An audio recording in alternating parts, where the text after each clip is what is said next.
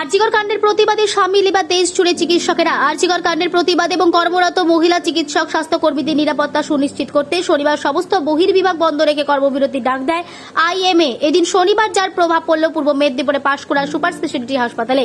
এদিন হাসপাতালে দেখা গেল পোস্টারে নো সেফটি নো ডিউটি এবং উই ওয়ান্ট জাস্টিস এমনই পোস্টার হাসপাতালে দেখা গেল।